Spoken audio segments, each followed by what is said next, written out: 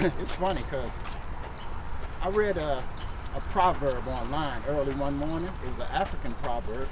It said, until the lion tells his story, the tale of the hunt will glorify the hunter. And so I was like, oh, really?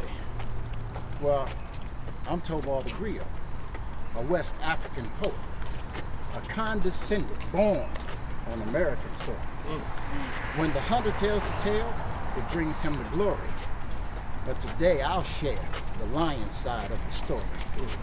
The hunter said we're ignorant, lazy, and poor, but we built the first university and named it Sankore. Said we did nothing great to help or inspire when we built up great cities, nations, and empires. He used feudalism first to enslave his own people while telling us the lie that we are not equal. Brought his feudal castles to the Ivory Coast, took away many people in slavery boats. Dungeons confined thousands at a time. The walls echoed cries of your ancestors and mine. Millions were lost. The Middle Passage crossing, Caribbean seasoning, incurred many losses. The domestic slave trade, where millions were slain, and even today, many shackles remain. Brutality and hate was poured on our people. We turned to God's light to use as a beacon. The church gave birth to many black leaders who taught us the freedoms we desperately needed. Harriet Tubman was among the first leaders. Nat Turner became a righteous black preacher. Ironically, the first ship to land on these beaches was known in Britain as the good ship Jesus. Come on. Freedom is a state of mind, believe it or not. So into war, Crispus Attucks was first to be shot. David Walker, Frederick Douglass fought for the cause.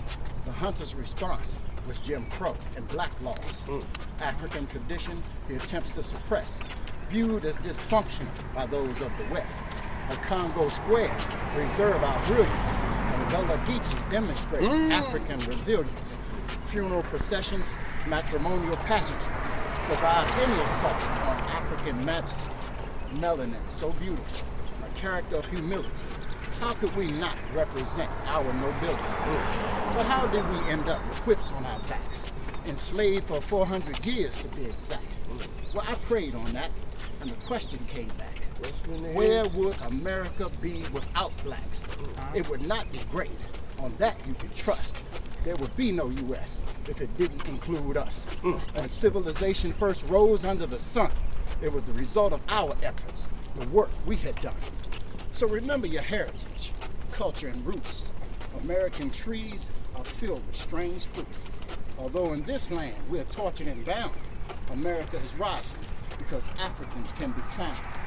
Remember, family, our kings and queens, visionaries like Nefertiti and great Ramses, warrior Queen Amina and King Hannibal too, Imhotep, Shaka, King Zulu, Queen Nzima's noble Amazon birth. Mansa Musa was once richest man on the earth. In everything we do, show off your greatness. It is in our genes and part of our nature. Nelson Mandela and Miriam Makeba remind me of Martin and our queen, Aretha. So, I want to tell this story so our children can look back and see us and know who we are. This is what we have to do. It's our responsibility. Wow. Wow. Yes, sir.